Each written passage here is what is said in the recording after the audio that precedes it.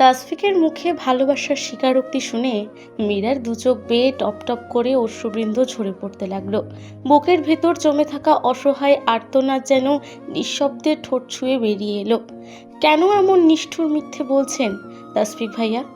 কেন অন্যের পাপের বোঝা নিজের কাঁধে তুলে নিতে চাইছেন? কেন নিজের জীবনটাকেও আমার মতো কলঙ্কের ছায়ায় ঢেকে দিতে চাইছেন? কথাগুলো সে উচ্চারণ করেছিল কেবল নিজের মনেই।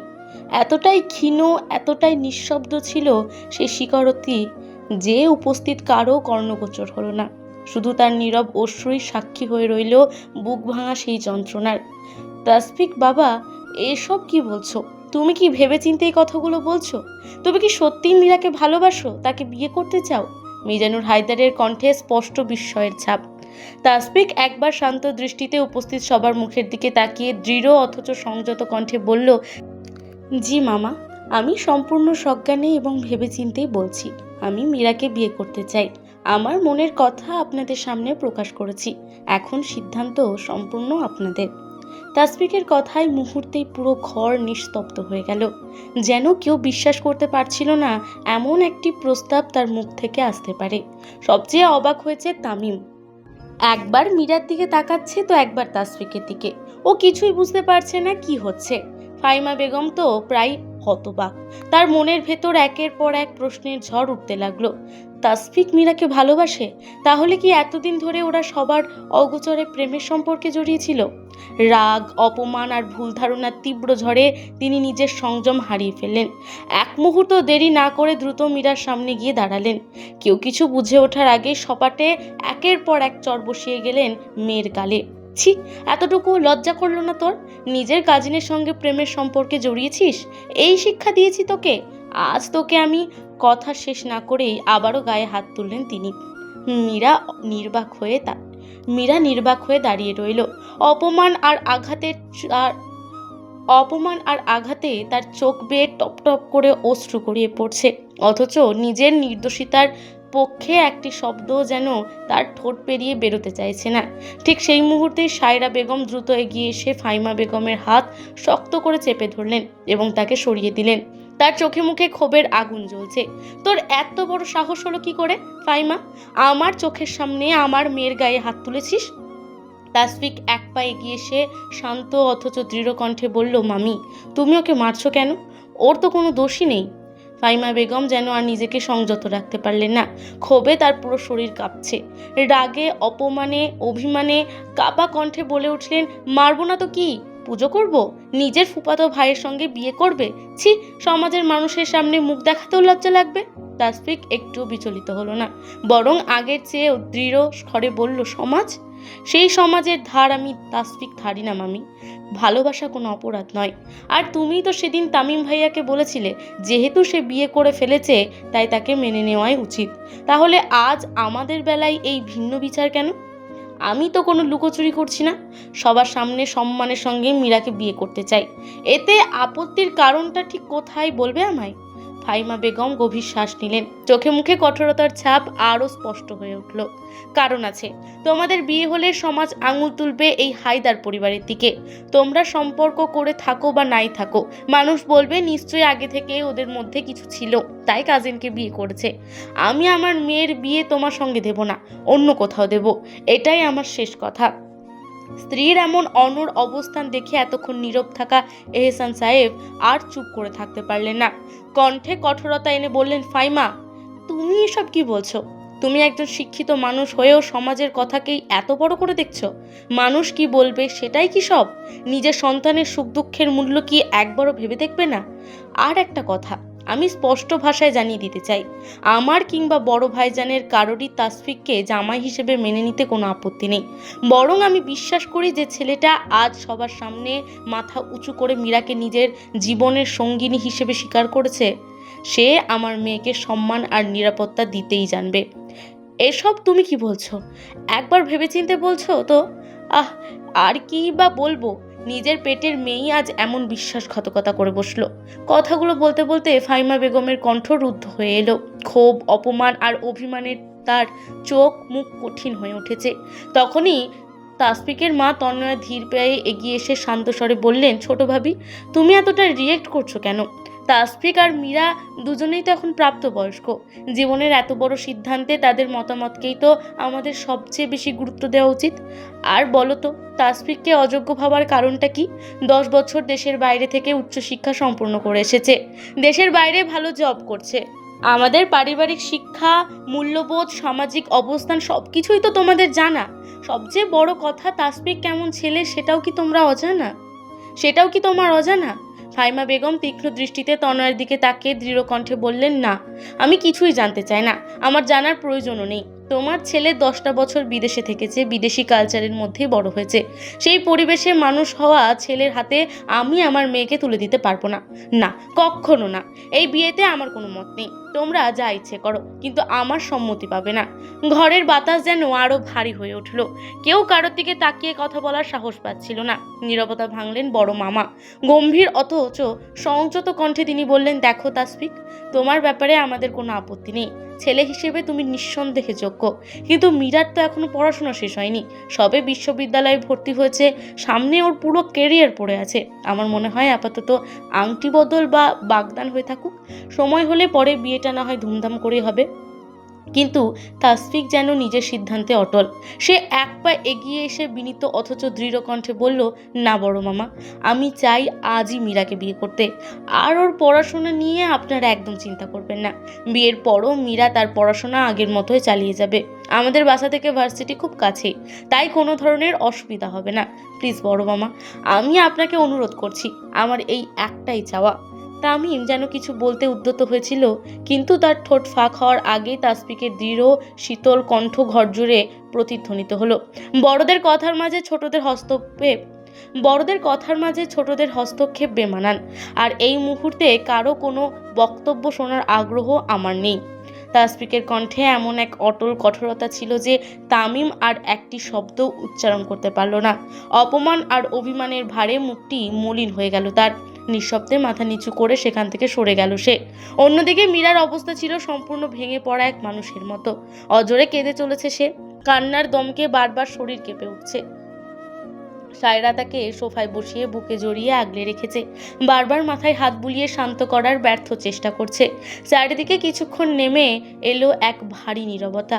সেই নীরবতা ভেঙে মীরার বড় মামা গভীর স্থির কণ্ঠে বললেন, তোমরা কি করবে সেই সিদ্ধান্ত তোমাদের, কিন্তু একজন মা হিসেবে আমি মন থেকে চাই আজই মীরা আর তাসফিকের বিয়েটা সম্পন্ন হোক। তাসফিক কেমন ছেলে সেটা আমাদের অজানা নয়, আর এইটুকুও জানি ওর হাত ধরে গেলে আমার মেয়েটা নিরাপদ থাকবে, সম্মান নিয়ে বাঁচতে পারবে। কথাগুলো শেষ হতেই উপস্থিত সবাই একে অপরের মুখের দিকে তাকিয়ে রইল। পরিস্থিতির গুরুত্ব যেন আরো গভীর হয়ে উঠল। মিজানুর হায়দার শান্ত অথচ গম্ভীর কণ্ঠে বললেন, তাসফিক, আমাদের একটু সময় দাও। আমরা বড়রা নিজেদের মধ্যে আলোচনা করে খুব শীঘ্রই চূড়ান্ত সিদ্ধান্ত জানাচ্ছি। তাসফিক সংক্ষিপ্তভাবে মাথা নেড়ে বলল, ওকে। মীরা কোনো রকমে নিজের কান্না সংবরণ করে ধীর পায়ে তাসফিকের সামনে এসে দাঁড়ালো। অশ্রুসিক্ত দুটি চোখে অসংখ্য প্রশ্নের ছায়া, কণ্ঠস্বর কাঁপছে, তবুও নিজেকে সামলে সে বলল, কেন এত বড় মিথ্যে কথাটা সবার সামনে বললেন? আপনি আমাকে ভালোবাসেন, নাকি শুধু আমার গায়ে লেগে থাকা কলঙ্কের দাগটা মুছে দিতে চেয়েছেন? মীরার প্রশ্নে তাসফিকের দৃষ্টি মুহূর্তের জন্য স্থির হয়ে গেল। বুকের ভেতর যেন অদৃশ্য এক ঝড় বয়ে গেলেও তার মুখে কোনো আবেগের প্রকাশ ঘটল না। কিছুক্ষণ নীরব থেকে গভীর ভারী কণ্ঠে বলল, মীরা, তোর মনে যে হাজারটা প্রশ্ন জন্ম নিয়েছে, সেগুলোর উত্তর হয়তো কোনোদিন তুই খুঁজে পাবি, আবার হয়তো সারা জীবন অব্যক্তই থেকে যাবে। তাই এখন কিছু জানতে চাস না আমার কাছে, কারণ আজ আমার কাছে কোনো উত্তর নেই। কথাগুলো বলার সময় তাসফিকের চোখে এক অদ্ভুত শূন্যতা খেলা করছিল, যেন সে নিজেই নিজের সঙ্গে এক কঠিন যুদ্ধে লিপ্ত। ঠিক তখনই ওদের নীরবতায় দেওয়াল ভেঙে শশী ছুটে এসে হাঁপাতে হাঁপাতে বলল, ভাইয়া, বাবা তোমাদের দুজনকে ডাকছেন, তাড়াতাড়ি চলো। তাসফিক আর এক মুহূর্ত দাঁড়ালো না, কোনো কথা না বলে ধীর পায়ে ভেতরের দিকে চলে গেল। মীরাও ভারী হৃদয় নিয়ে পা বাড়াতেই হঠাৎ করেই কেউ তার কবজিটা শক্ত করে চেপে ধরল। চমকে পেছন ফিরে তাকাতেই দেখতে পেল তামিম। রাগ আর ঘৃণায় মীরার মুখমণ্ডল মুহূর্তে কঠিন হয়ে গেল। সে ঝটকা মেরে হাত ছাড়িয়ে নিতে চাইলে তামিম ঠোঁট বাঁকিয়ে বৃত্রূপের হাসি হেসে বলল, কিরে, তাসফিক ভাইয়া তোকে ভালোবাসে, নাকি তুই আগে থেকে ওনাকে ভালোবাসিস? কবে থেকে চলছে এসব? উনি কি জানেন তুই নিজের ভার্জিনিটি আমার কাছে হারিয়েছিস? আমার সঙ্গে অবৈধ সম্পর্কে ছিলি, নাকি আমার সঙ্গে আর মন ভরছিল না তাই এখন ওনার বিছানায় যাওয়ার স্বপ্ন দেখছিস? আমি তোকে ছেড়ে দিয়েছি বলেই এরপর আর একটি শব্দ উচ্চারণ করার সুযোগ পেল না তামিম। ঠাস! চারপাশের নিস্তব্ধতা ছিঁড়ে এক প্রচণ্ড শব্দে মীরার হাত গিয়ে পড়ল তামিমের গালে। আঘাতের তীব্রতায় তামিম কয়েক মুহূর্তের জন্য স্তব্ধ হয়ে গেল। বিস্ময় আর অপমানে তার চোখ মুখ বিকৃতি হয়ে উঠল। মীরার জ্বলন্ত দৃষ্টিতে তার দিকে তাকিয়ে দাঁতে দাঁত চেপে বলল, জানোয়ার কোথাকার, তোর মুখটা দেখলেও আমার ঘৃণা লাগেছি। নিজের নোংরা মন মানসিকতা নিয়ে আর কোনোদিন আমার সামনে আসবি না। তোর মতো মানুষকে মানুষ বলতেও ঘৃণা হয়। এক মুহূর্ত আর দাঁড়ালো না সে। চোখের কোণে জমে থাকা অশ্রু লুকিয়েই দ্রুত সেখান থেকে চলে গেল। মীরা চোখের আড়াল হতেই তামিম ধীরে ধীরে নিজের জ্বলে ওঠা গালে হাত বুলিয়ে দাঁড়িয়ে রইল। অপমান আর প্রতিহিংসার আগুনে তার মুখ বিকৃত হয়ে উঠল। দাঁত খিচিয়ে বিষাক্ত দৃষ্টিতে সামনে তাকিয়ে সে ফিসফিস করে বলল, এই চরের হিসাব আমি নেবই মীরা। মনে রাখিস, এই অপমানের প্রতিশোধ না নিয়ে আমি থামব না। ড্রয়িং রুমে উপস্থিত ছিলেন পরিবারের প্রায় সবাই, শুধু মীরার মা ফাহিমা বেগম ছাড়া। তাকে অসংখ্যবার বোঝানোর চেষ্টা করা হয়েছে, কিন্তু তিনি কোনোভাবে রাজি হচ্ছেন না। একটাই কথা বারবার উচ্চারণ করে চলেছেন তিনি, অথচ সময় কারোর জন্য থেমে থাকে না। দীর্ঘ আলোচনার পর মীরার বড় বাবা, বাবা, বড় মা ও ফুপু একসঙ্গে সিদ্ধান্ত নিয়েছেন আজ সন্ধ্যাতে ঘরোয়া পরিবেশে মীরা ও তাসফিকের বিয়ে সম্পন্ন হবে। আনুষ্ঠানিক আয়োজন পরে সুবিধাজনক সময়ে করা হবে। কিছুক্ষণ নীরব থেকে মীরার বাবা এহসানুল হায়দার ধীর পায়ে মেয়ের সামনে এসে দাঁড়ালেন।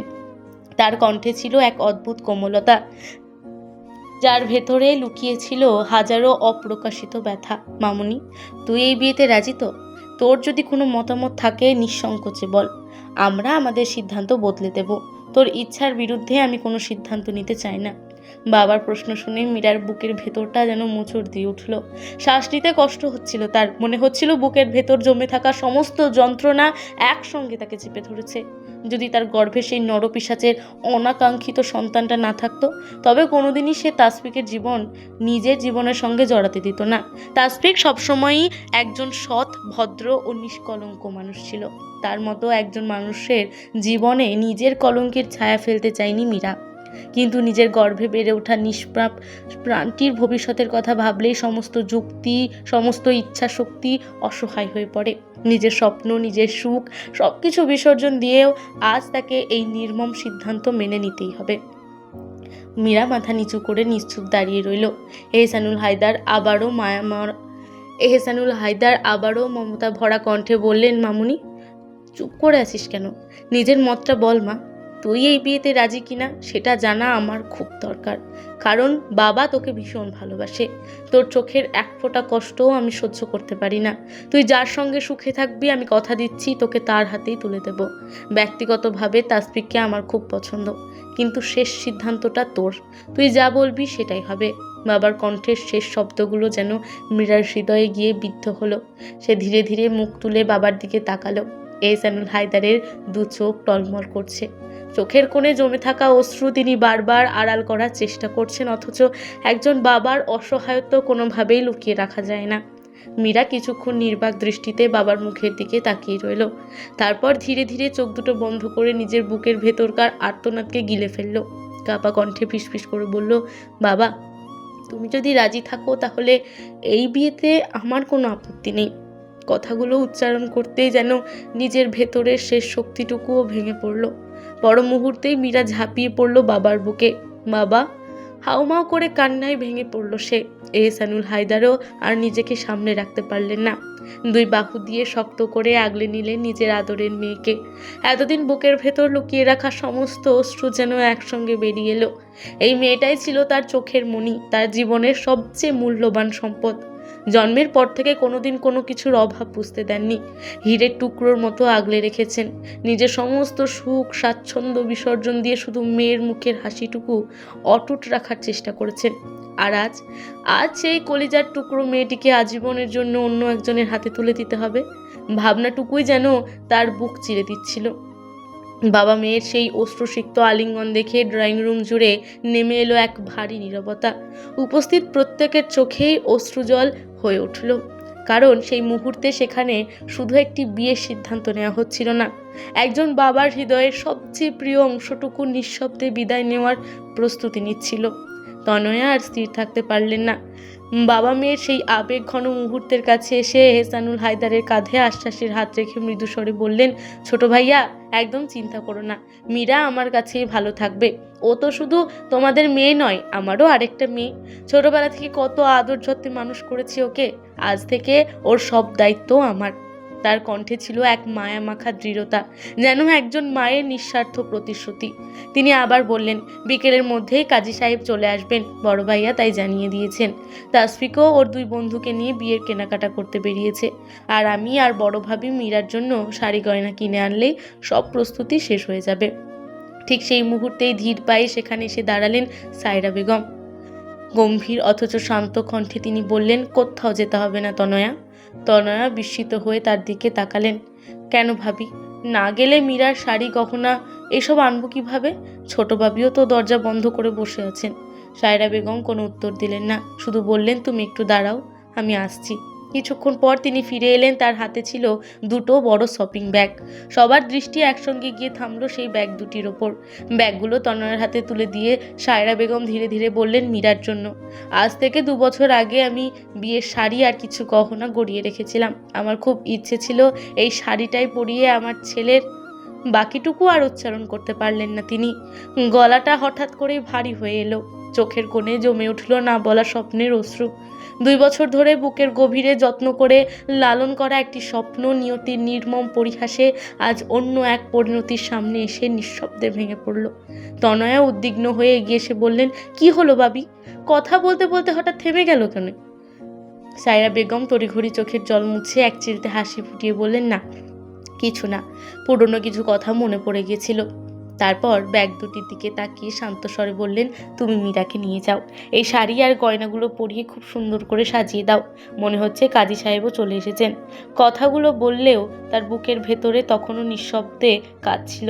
বহুদিনের এক অপূর্ণ স্বপ্ন, যেন স্বপ্নের কথা তিনি শেষ পর্যন্ত আর কাউকে জানাতে পারলেন না। বিকেলের নরম আলো ধীরে ধীরে চারপাশকে সোনালি আভায় মুড়ে দিতেই কাজী সাহেব এসে পৌঁছালেন। ঘরের ভেতর ব্যস্ততার এক মৃদু আমেজ ছড়িয়ে পড়েছে। সাদা পাঞ্জাবি পাজামায় সজ্জিত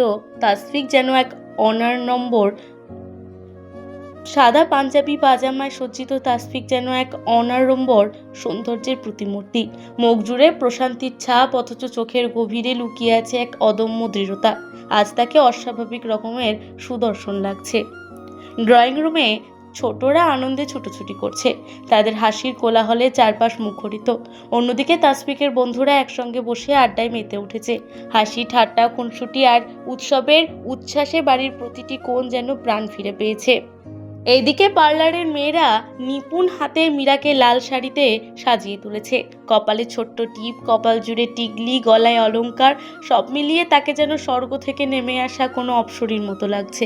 অথচ সেই অপরূপ সাজের আড়ালে লুকিয়ে আছে এক অস্থির, ভীত আর বিধ্বস্ত মন। বিয়ে প্রতিটি মেয়ের হৃদয়ে ছোটবেলা থেকেই লালিত এক স্বপ্নের নাম। একদিন লাল বেনারসি পরে ভালোবাসার মানুষের হাত ধরে নতুন জীবনের পথে পা রাখার স্বপ্নকেই বা দেখে না?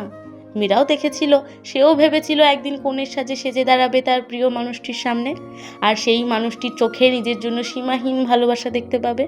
কিন্তু নিয়তি যেন তার জন্য ভিন্ন এক গল্প লিখে রেখেছিল। স্বপ্নগুলো বাস্তবের নির্মম আঘাতে অনেক আগেই চূর্ণ বিচূর্ণ হয়ে গেছে। আয়নার সামনে নিশ্চুপ বসে থাকা মীরা নিজের প্রতিবিম্বের দিকে তাকিয়ে অস্ফুট স্বরে মনে মনে বলে উঠল, জেনে শুনে কেন এমন করছেন তাসফিক ভাইয়া? কেন নিজের নিষ্কলঙ্ক জীবনটাকে আমার মতো একটা কলঙ্কিনীর জীবনের সঙ্গে জড়িয়ে দিচ্ছেন? যে মানুষটার জীবন আলোয় ভরা হওয়ার কথা, তাকে কেন আবার অন্ধকারের অংশীদার হতে হবে?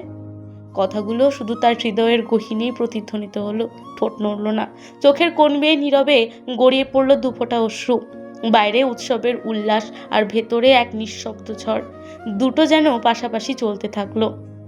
মীরাকে ধীর পায়ে এনে তাসফিকের ঠিক সামনে সোফায় বসিয়ে দেওয়া হলো। মুহূর্তেই ঘর জুড়ে এক অদ্ভুত নীরবতা নেমে এলো। চারপাশে পরিবারের সবাই নিঃশব্দে দাঁড়িয়েছে, কারো চোখে কৌতূহল, কারো চোখে বিস্ময়, আবার কারো চোখে অনিশ্চয়তার ছায়া।